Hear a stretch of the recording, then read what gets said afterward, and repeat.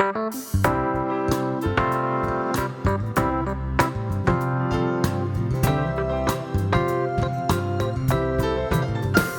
am whole, I am complete. I lack nothing, I have no need. Blessed beyond measure, joy overflows, glorious expression, shining light, sharing love, bringing peace. I am whole, I am complete. I lack nothing, I have no need. Blessed beyond measure, joy overflows in glorious expression, shining light, sharing love, bringing peace. I am whole, I am complete. I lack nothing, I have no need. Joy overflows, glorious expression, shining light, sharing love, bringing peace. Shining light, sharing love, bringing peace. Shining light, sharing love, bringing peace.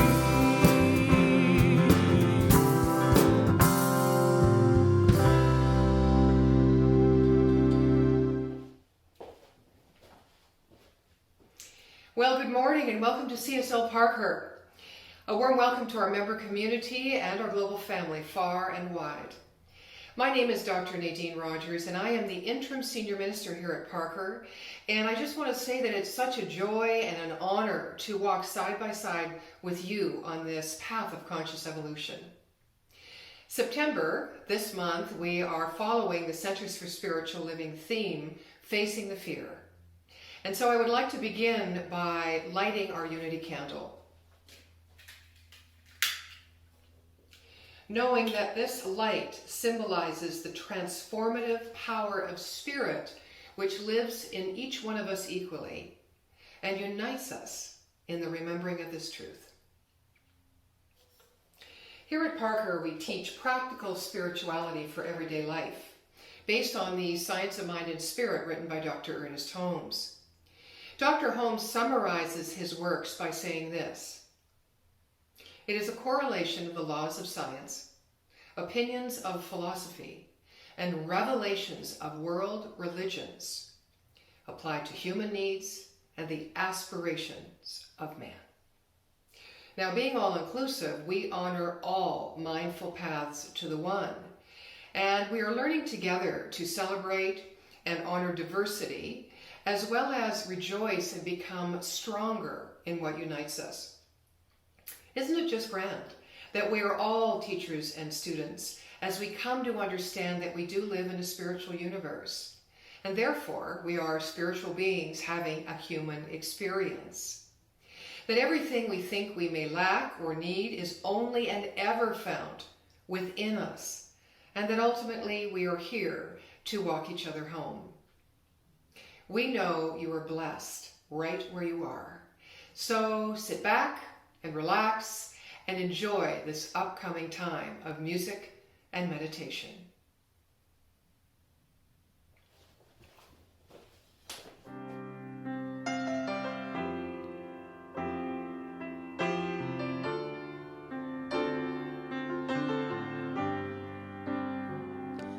Gratitude before me, gratitude behind me, gratitude to the left of me, gratitude to the right of me, gratitude above me, gratitude below me, gratitude within me, gratitude all around me.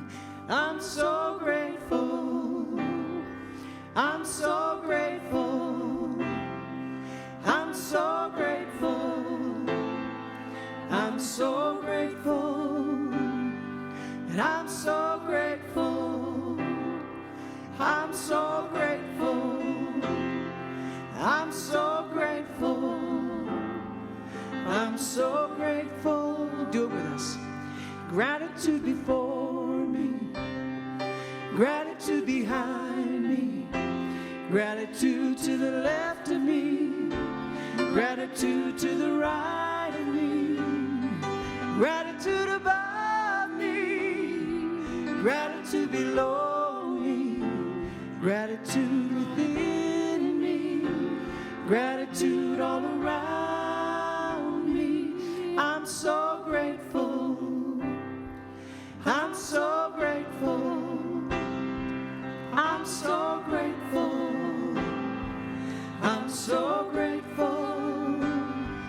I'm so grateful. I'm so grateful. I'm so grateful. I'm so grateful. I'm so grateful.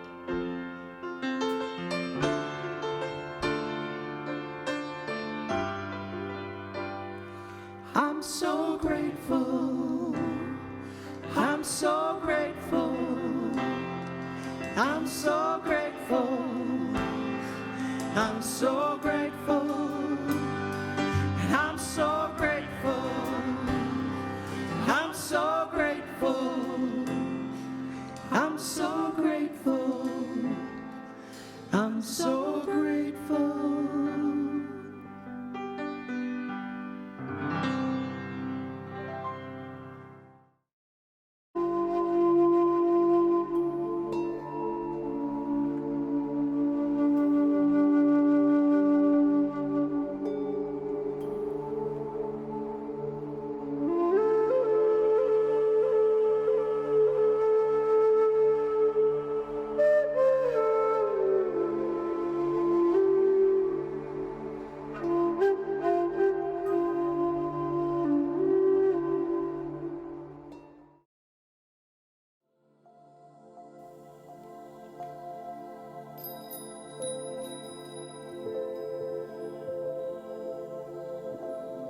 The mind can be tricky.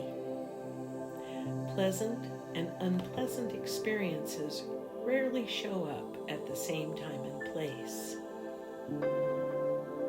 With the many ways we are bombarded with unpleasant thoughts, we can balance the weight of our unpleasant thoughts by affirming our goodness.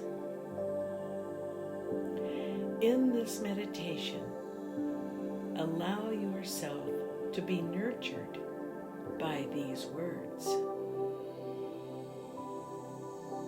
As we move into our sacred space, let us begin by being relaxed in this moment. Sit tall and straight, feet on the floor. Take one deep, long breath. Hold this breath and then release it slowly. And now, another long, deep breath. Holding this breath and then releasing it slowly. Feel your body being well rooted into this seat. You are in total alignment with your inner self, knowing that all is well in your world. You want everything on the inside to soften just a little bit, knowing that we are settling into this time with ease and grace.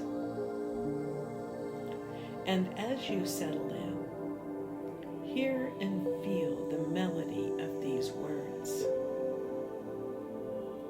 Take them in for yourself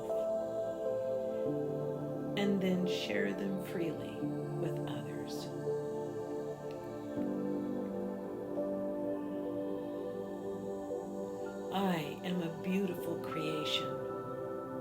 a divine original.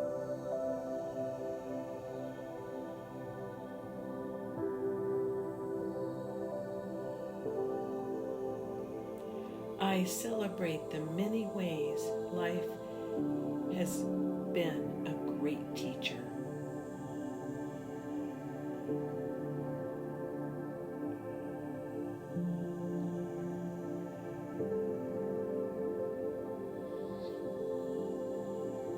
I have everything I need.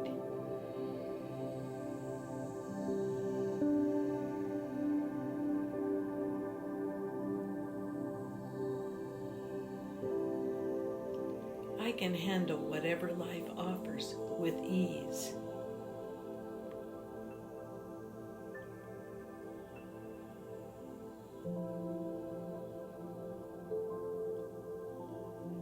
I am safe within myself.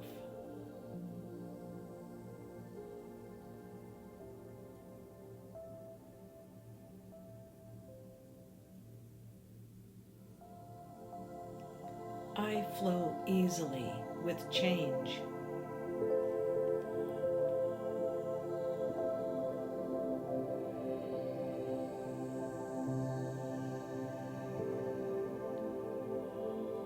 The choices I make lead to happiness.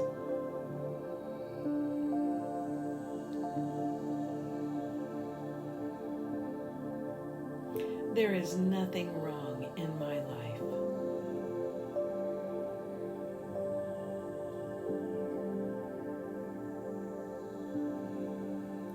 Life is perfect in its imperfection.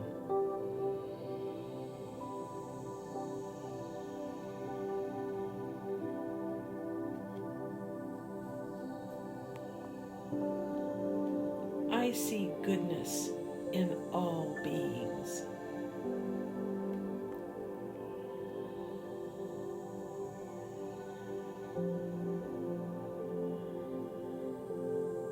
I accept others as they are.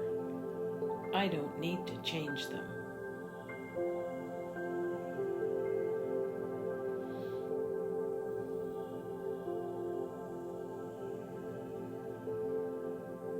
My past strengthens me.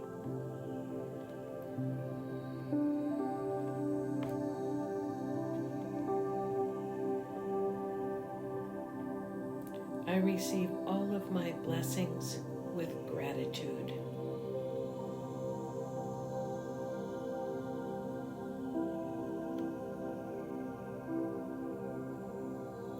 Life supports me.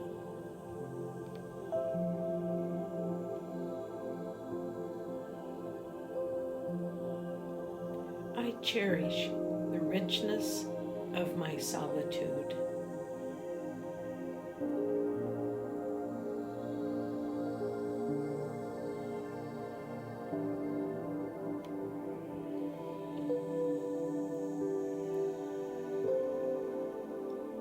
I give thanks for the clarity of mind that comes from sitting in stillness.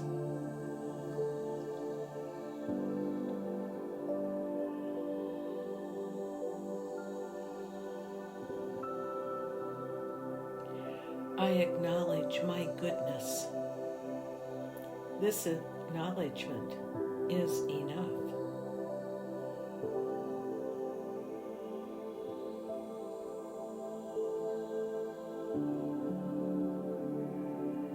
I can look at what I have done, make amends, forgive myself, and move on.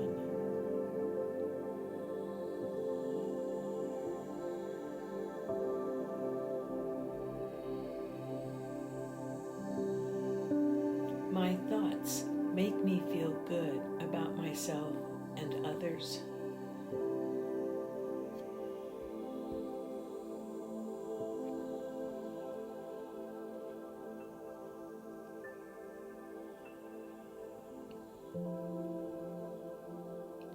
I choose the path of inner peace. I let peace permeate all of my concerns.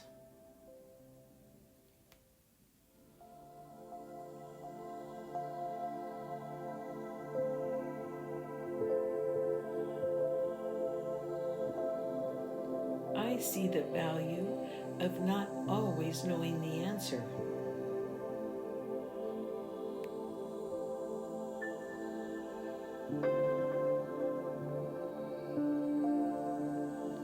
I give thanks for the darkness and the light in my life.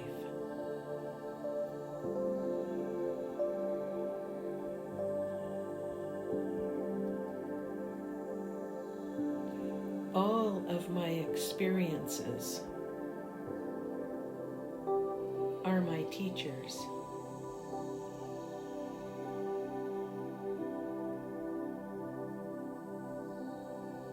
I commit myself to kind thoughts and to kind actions.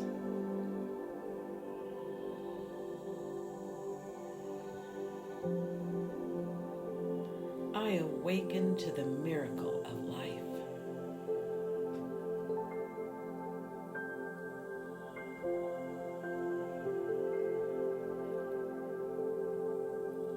I engage in activities that honor the goodness of others.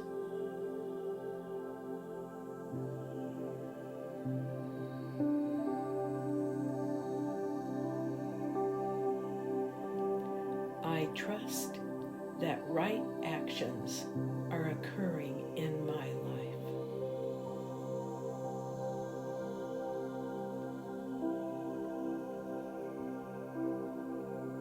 I let go easily.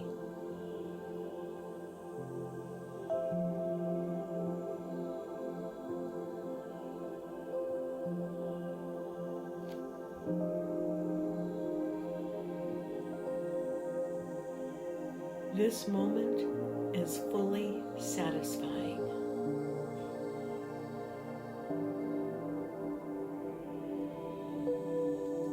I dwell in the beauty of nature that surrounds me.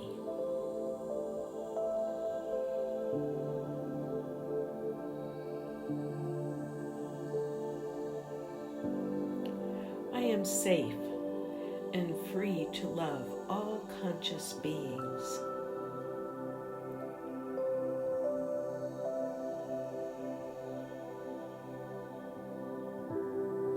I easily rest in my body, mind, and spirit.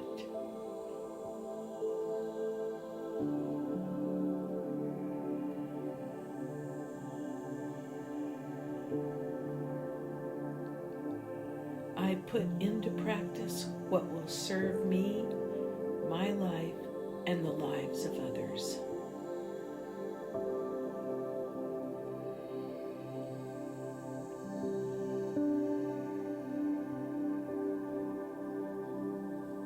I create peace and harmony in my life.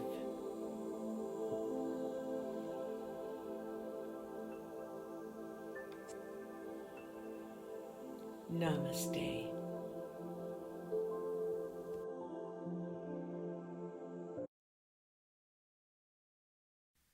Hey CSL Parker, this is Denise Rosier, and I am super excited to be here with you this Sunday morning.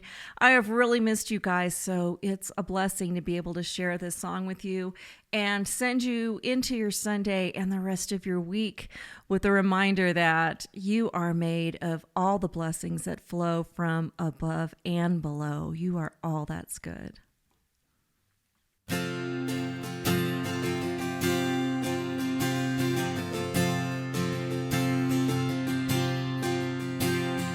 I've heard it said that we're small and alone on our path,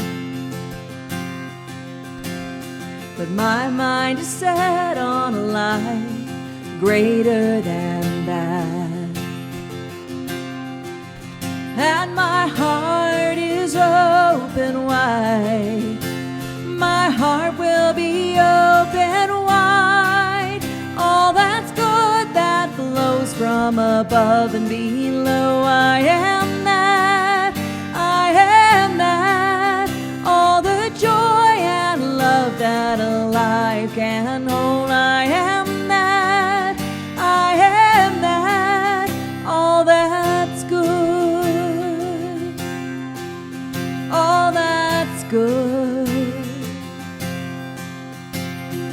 Some say the answers I seek are found on my knees, but I listen inside to the whisper, I'm all that I need. And my heart is open wide, my heart will be open wide. All that's good that flows from above and below, I am that, I am that. All the joy and love that a life can hold, I am that, I am that. All that's good.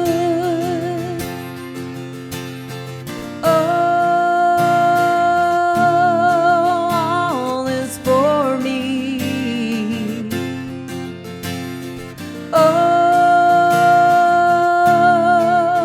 I am worthy, I am worthy.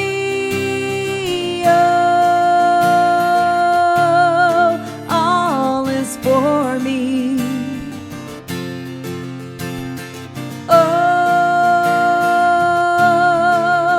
I am worthy, I am worthy. All that's good that flows from above and below, I am that, I am that. All the joy and love that a life can hold, I am that, I am that. All that's good that flows from above and below, I am that, I am that. All that's good, all that's good.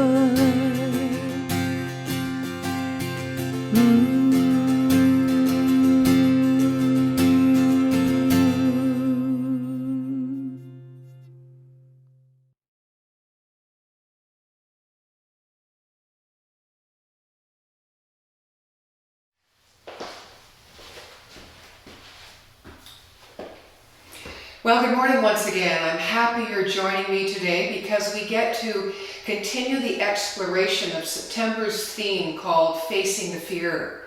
Now, last week, a bit of a recap, we were talking about surrendering thy name, which really to me means releasing our grip on our own identity so that we can be present with what is without personalizing things, so that we're not resistant. And we can open to the energy of the present moment and see the gifts there. You know, we reviewed that in order to be an open channel for divine guidance or divine download, that we need to be with what is by knowing that God or infinite intelligence is right where we are, as is our access to it. So following this idea, I'm going to layer in the idea of demanding our good as a means by which we can build our capacity in the face of fear to take that leap of faith. So let's start with what is meant by a leap of faith. So we hear, or we know, that our faith moves mountains. And I add in, it only does so if we have complete confidence in our approach to it. So I looked up the origin of the word faith. The Danish philosopher Søren Kierkegaard came up with this expression as a metaphor for religious belief in God. Now, one could only understand God through faith alone. That's what that meant. But despite these religious origins, the idiom is, of course, now used in everyday life. So a leap of faith, in its most commonly used meaning, is the act of believing in or accepting something other, something outside the boundaries of reason. Often this phrase can be used to refer to some aspect of our response to God, our believing in God's existence, acknowledging God's work in creation, or even trusting this idea of God's plan. So what does a leap of faith mean to you? For me, a leap of faith is a willingness for me to believe something, even if I have my reservations about it, my doubts about it, Something I can't prove because I haven't had an experience of it. I therefore can't relate to it or can't understand it. And I'm having a hard time seeing down the road, a successful outcome, or any outcome for that matter. Then a leap of faith is required for me to accept it and proceed in agreement. The Hebrew writer provided us with a definition of faith, which is, now faith is the assurance of things hoped for, the conviction, of course, of things not seen. Now, I'd like you to notice the term he used to describe faith, assurance and conviction. This is more than a wish. Faith is not believing something because we just want it to be true. We are to walk by faith, not by sight. For I am convinced that neither death nor life, nor angels nor principalities, nor things present, nor things to come, nor powers, nor height, nor depth, nor any other created thing will be able to separate us from the love of God, which is in Christ Jesus our Lord. This is written in Romans 8:38-39. Now, was Paul simply wishing that none of these things could separate us from God's love, or was he convinced that they could not? Now, biblical theology states that the type of faith we have will determine whether or not we will be saved in the end, or, in metaphysical terms, whether we shall create for ourselves a mental atmosphere of self-love and self-acceptance based upon the principle of wholeness and oneness and our experience of heaven on earth, and our demonstration of heaven on earth. Now that we've contemplated for ourselves a concept of faith, let's move on to today's topic, which is again entitled Demanding Our Good. Demanding Our Good. What did you think of when you saw this title? How did it make you feel? Demand. It's a strong word to use in the face of appealing or asking God for support and help in a way some may have become very used to. I know when I looked at my talk title again after I created it several weeks ago, I thought, why?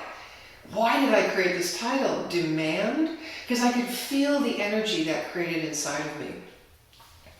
I think it's a hard word to digest, even in our daily conversations. A word, too, we probably don't use a lot, period. You may have even thought to yourself when you saw the title, surely the title could have been called Claiming or Affirming Our Good. No? No. Now, to review, in our everyday life, when someone asks you to do something, you usually have a choice. You could say, I'm going to do it or I'm not going to do it. But when someone demands that you do something, you might not be able to refuse. Or it might elicit up in you an energy that you regret or don't like being in the energy of. So in this everyday world, I'm going to share a few things with you. How to become less demanding in case you have someone in your life that's very demanding. Firstly, make sure you, since you've attracted that demanding person in your life, you don't start the conversation with a list. If you start out a conversation with a list of things you want the other person to do, well, you know how that ends. It's a one-way street and there's no conversation. Secondly, seek first to understand. This is a timeless lesson. In fact, Stephen Covey writes about it in The 7 Spiritual Habits. Number 3, focus on the other person. Focus on the other person. And number 4, my favorite, have fun. Now this is relatable to everyday life with others, of course, in relationship. But let's turn our focus from the world of condition and effect to the world of cause, to break down the other way in which we can manifest our reality. I'm specifically speaking about there is a power for good in the universe and you can use it. How? Well, by the imprint of our thought and feeling energy upon the universal law of mind. So I'm going to ask you to choose one of these three right now. I can ask for my good, I can claim my good, or I can demand my good. I've assigned each one of those a meaning, and here's what I've got for you. Ask for our good is about getting something we think is lacking, which affirms our separation, and we're always hoping for something good to happen, to come out of it. Secondly, claiming our good. Claiming our good is about recognizing our connection and belief that all has already been given, but we're using it towards a certain outcome, and knowing something good will come out of it. So now we move to demanding our good. Demanding our good is demonstrating our pure knowledge of oneness and readiness to activate the law of mind in action for our highest and best, no matter the outcome. Demanding our good is really only about our primary relationship. Our relationship with the God of our understanding, or perhaps better said, the relationship with our experience of in oneness. The law responds to the energy imprinted upon it. Now, does the energy which we imprint upon the law, that impersonal, immutable, and affirmative responder, carry the energetic vibration of lack thinking or a consciousness of wealth? What we put in, we get out. We must also remember that a part of demonstrating our faith is letting go our attachment to outcome, which is saying this or something better. So the highest and best for me is this, the best I can imagine and feel that would help me or that I could desire, this or something better. That's the way that we imprint the law when we demand our good. That is how we come at energetically demanding our good. So it's not about trying to compel the law or control the law or try to control the how and when the outcome appears. It's about rather opening to receive without attachment, period. It's about making our demand upon the law to deepen our faith in oneness and experience the sacredness of life, full throttle. You know, Jesus didn't pray to get something. Jesus prayed, it was said, to be one with the Father. So that's the kind of mindset and energy we come to demanding our good with. It's a mental resolve, it's a conviction. So if we are intending to live life more fully, then we can do that only by expressing our life more fully. And our practice of holding life at a comfortable distance, do you know that one? Instead of like jumping in the wheelbarrow with a leap of faith, will not allow us to rummage around to discover the gems. Emily Cady, one of Dr. Holmes' contemporaries, in her classic work, Lessons in Truth, stated, "One of the unerring truths in the universe is that there is already provided a lavish abundance for every human want. In other words, the supply of every good always awaits the demand. Another truth is that the demand must be made before the supply can come forth to fill it." Now, we can't demand without clarity. We can't demand with uncertainty. We can't demand with a feeling of lack of worth or lack of deservingness. We can't demand. We confuse the law because our energy is not clear and focused. And remember, God is not a random distributor of good. It gives to all equally, according to their own consciousness. So just take a moment to connect with the beliefs you have held that have caused the level of good you now experience in your life. Just take a moment. If a greater good is to be realized than what you already have, then a greater knowing must be sought. So if you want something you do not have now, or want to be something you do not experience now, you must be and do something you are not being and doing now.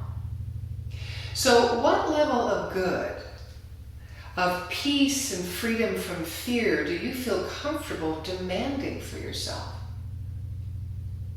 To repeat, a faith that moves mountains only does so if we have complete confidence in our approach to it. Now, if we're having complete confidence in our approach to it, we must have complete confidence in ourselves, right? In ourselves. And how we do this is take responsibility for our role as co-creator of our reality.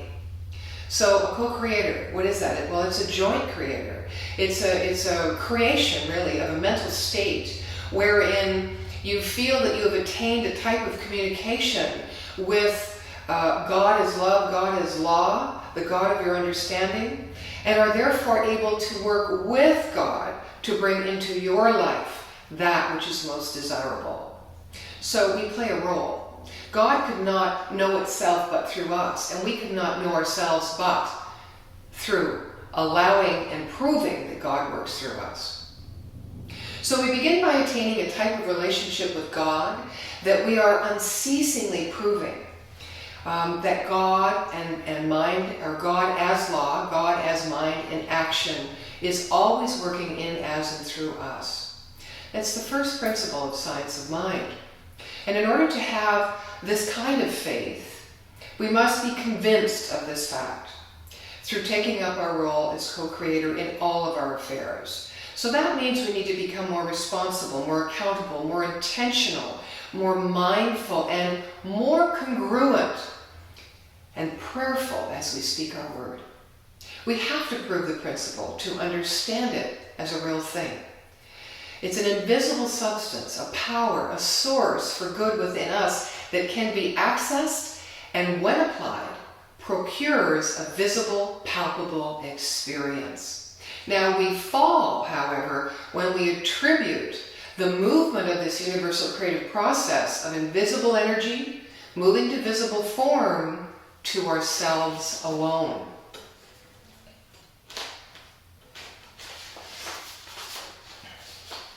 In this, we end up affirming our separation.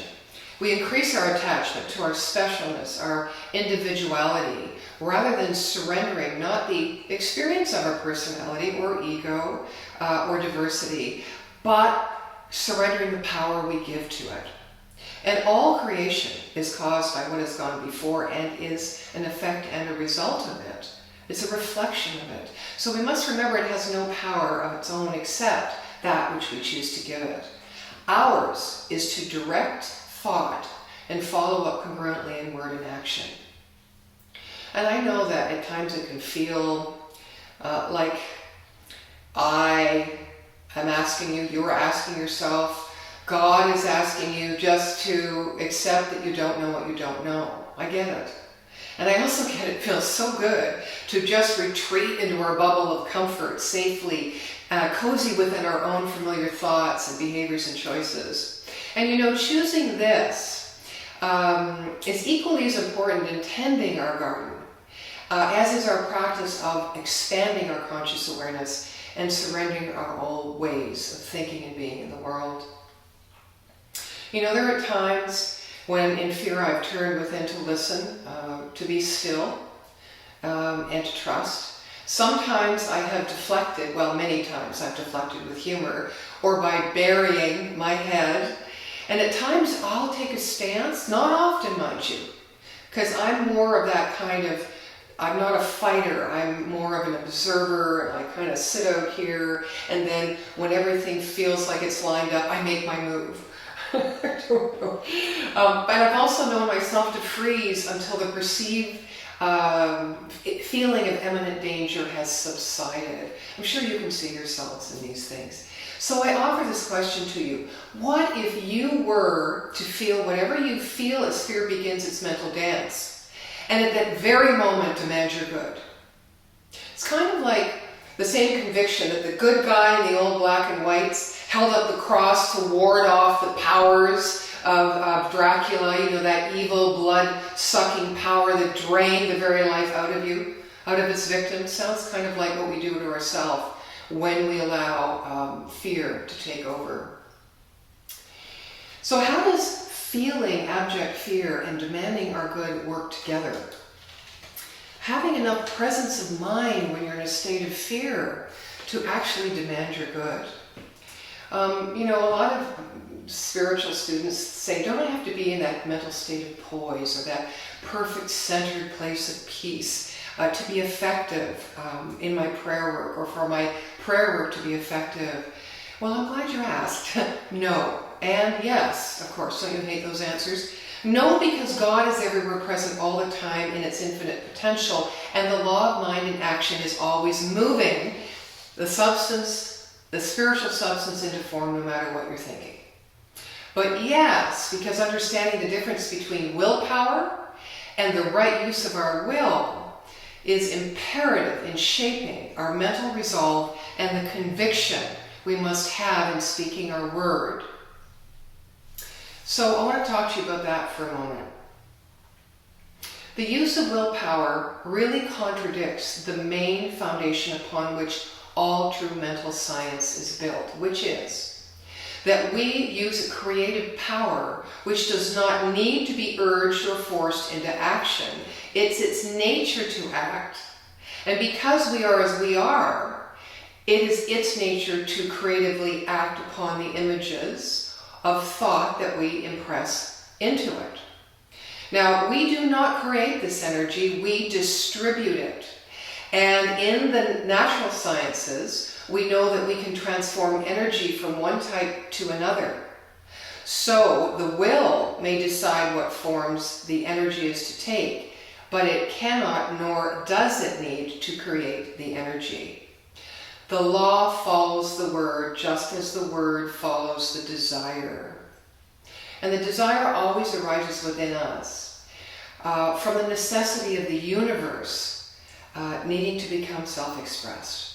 The law follows the word and the word follows the desire. The word gives form and substance, and the principle and subjective law of mind produces the manifestation. And there is no effort in this universal creative process whatsoever. Also to note is that if we can agree that we have or we can influence others by willpower, then we're also admitting that someone else with a greater power of will can influence us.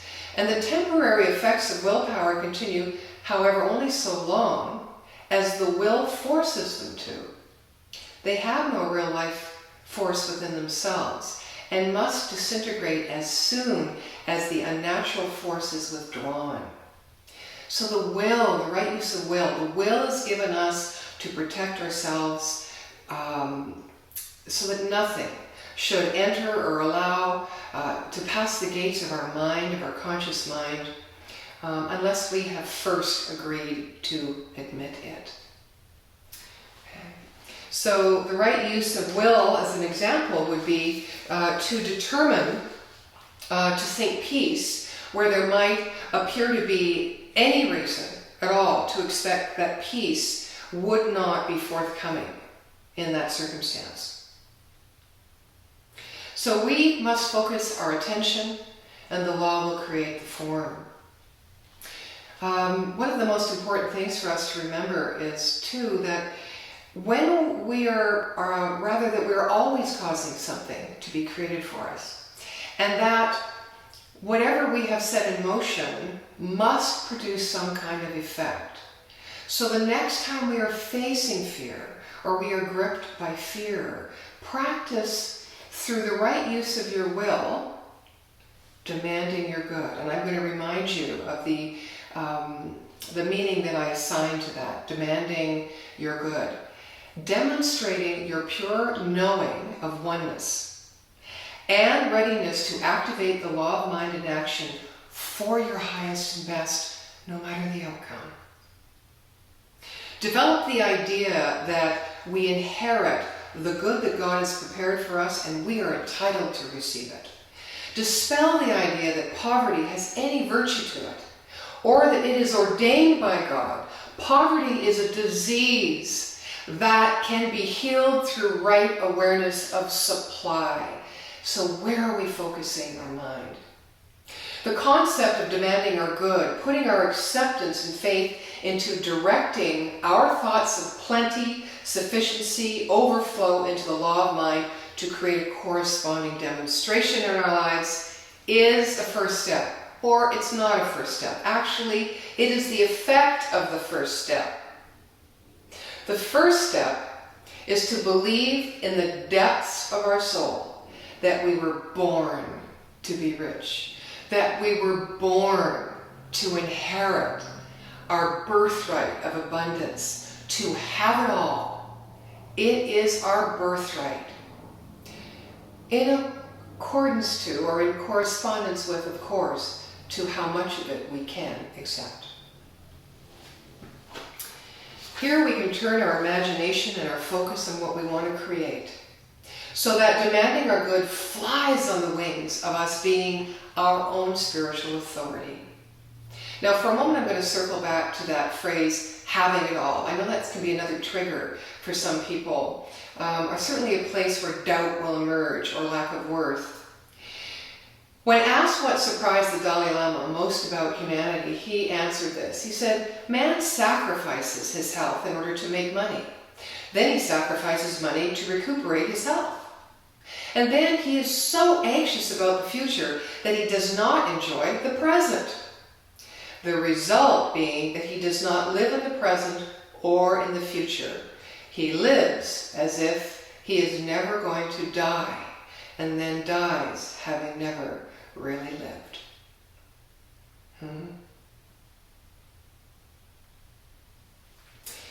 Writing our thoughts through living the principles brings us into right relationship with our spiritual nature and the spiritual nature of all.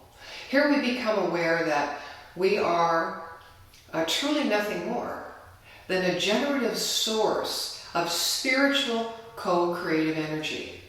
Well, with personality. Howard Thurman says, don't ask yourself what the world needs. Ask yourself what makes you come alive, and then go and do that. Because what the world needs is people who have come alive.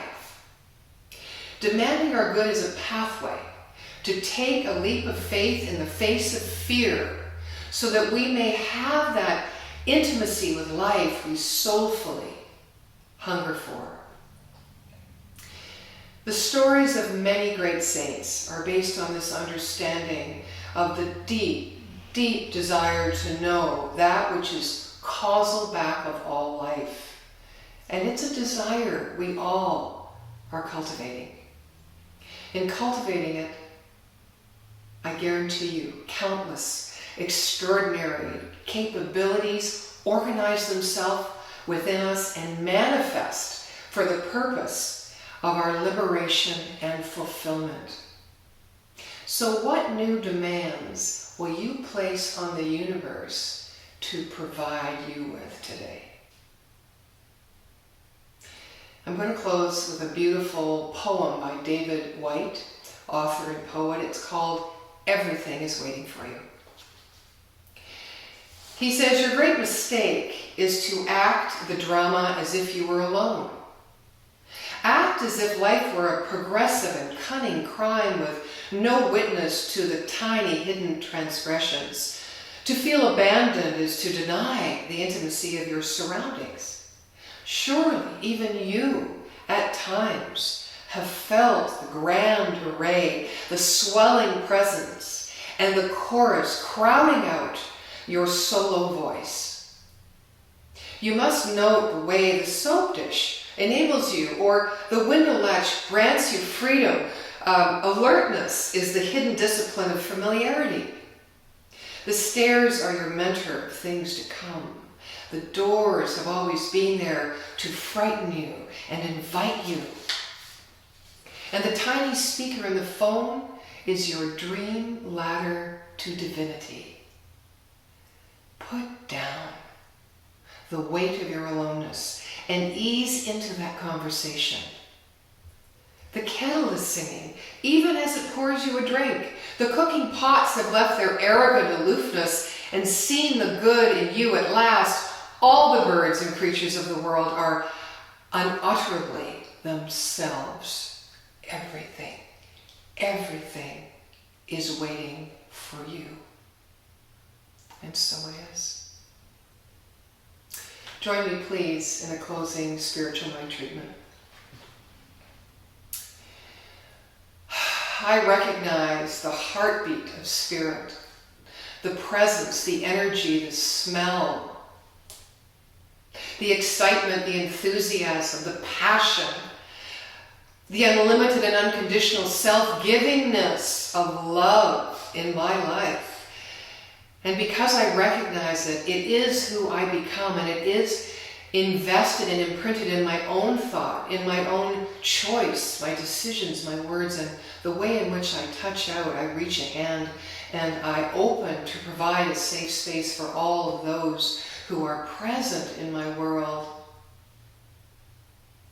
I am learning every day to demand my good. I'm learning to say yes, to move beyond the energy of asking, the energy of claiming, all the way up to the top rung of the ladder, the threshold, the high watch, knowing that I'm only opening to receive what I already am, what has already been given. Yes, I demand my good today.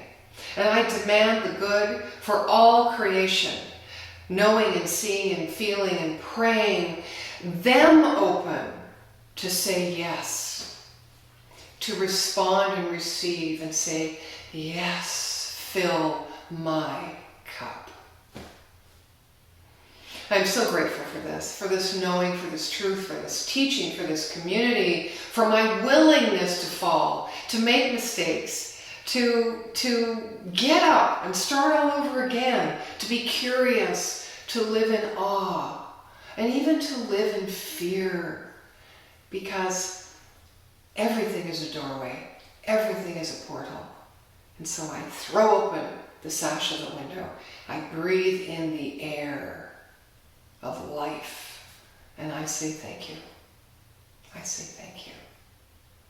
I release these words of truth, knowing that the divine law of mind and action is already doing its work perfectly and bringing them back to me in my own experience. And so that is what I know. That is the truth. I release this, and together we affirm it by saying, and so it is. God bless on your week.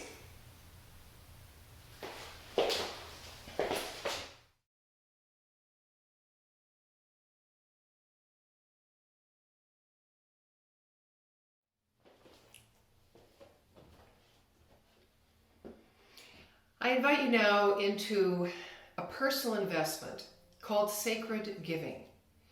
When we know that there is an infinite flow of prosperity and abundance moving in, through, and as us at all times, no matter what our circumstances may show us, we can begin to expand our consciousness of acceptance and then give from a grateful heart.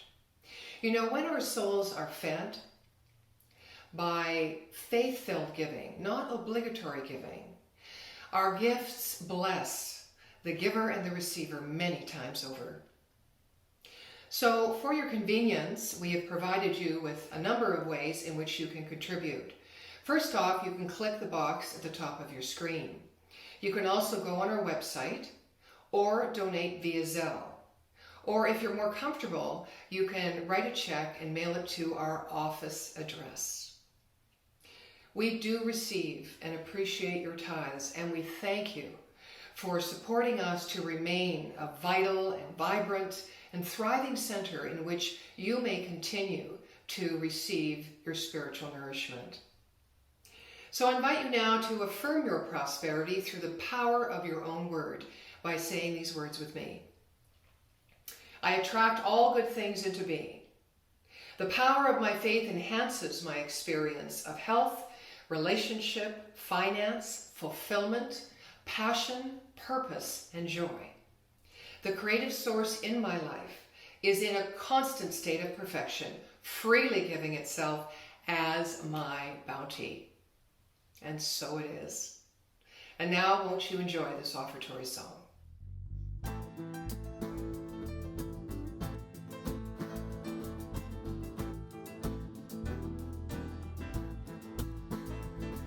am open to receive, I am open to receive, open to receive all life's riches.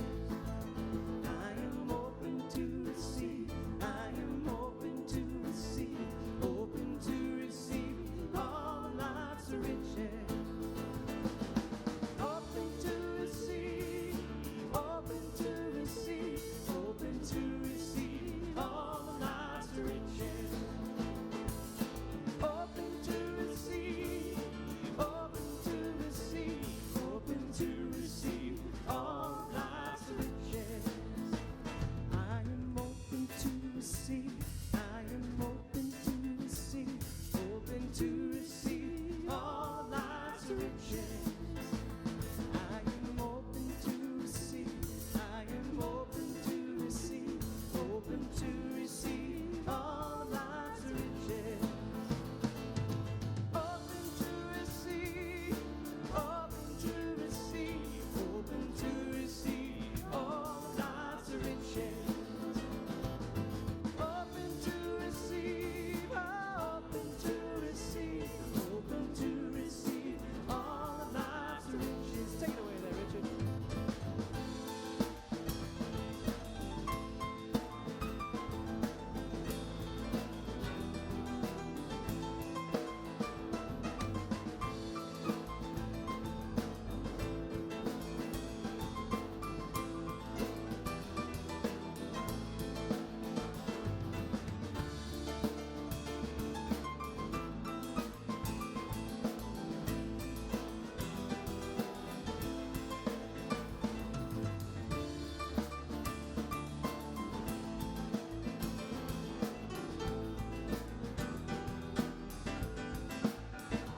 I am open to receive, I am open to receive, open to receive all of life's riches. I am open to receive, I am open to receive, open to receive all of life's riches. Open to receive, open to receive, open to receive all of life's riches. Open to receive, I'm open to receive, open to receive all of life's riches. Open to receive all of life's riches. Open to receive all life's riches.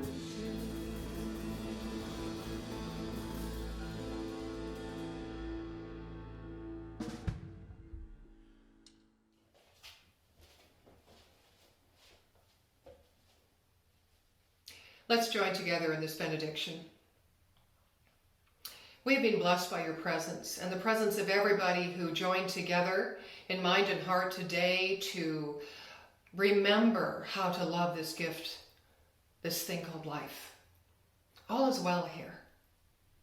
And knowing that there is only one source and one power and one presence that's immutable, that's all-loving, that is wise, that is responsive to the imprint which we give it through our thought and our feeling. We rejoice in our freedom of choice. We rejoice in the fact that we can constantly reinvent ourselves. We rejoice in the fact that we can trust this greater idea that is moving in through us and all people equally, and therefore we know we're guided, guarded, and directed. We know that we can rely upon this divine wisdom as we listen, and we allow life to unfold through us. We call this good, and we call it very good. And in this knowing, we know that nobody is left out. Nothing is left out. There are no mistakes. There is only a beautiful, glorious unfolding of a sacred love, emanating its light as each of its creation. For this we give thanks. We give thanks for who we are and for how life is showing up in our life right now. We let this go with deep gratitude. We prove our faith as we move and walk upon this world with open minds, open hands, and open hearts, welcoming in this revelation, affirming this revelation of a world that works for everyone. Life is indeed a blessing, and so are you, and so it is.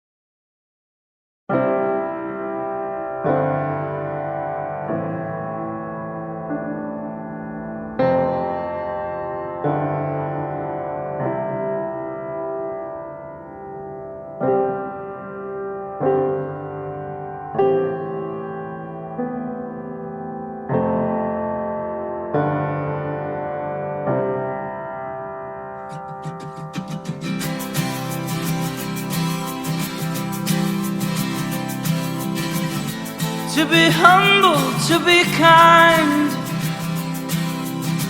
it is a giving of the peace in your mind.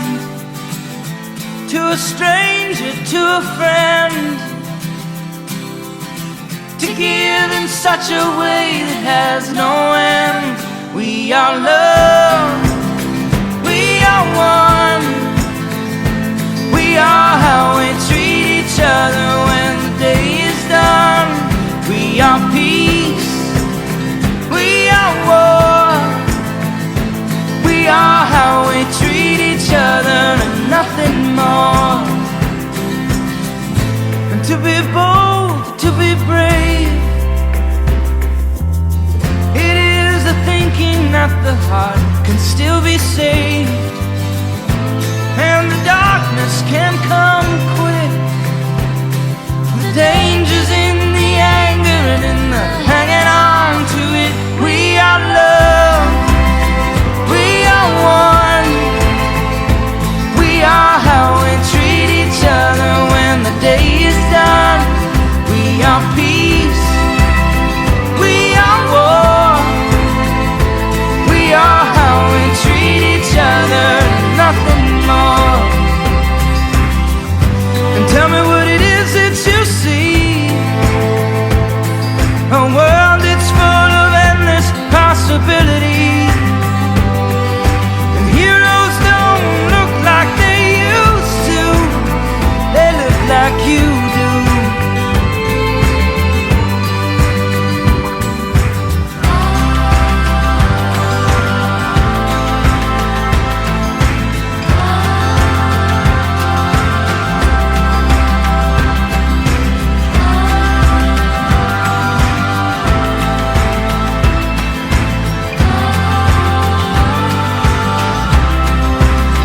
We are love, we are one, we are how we treat each other when the day is done.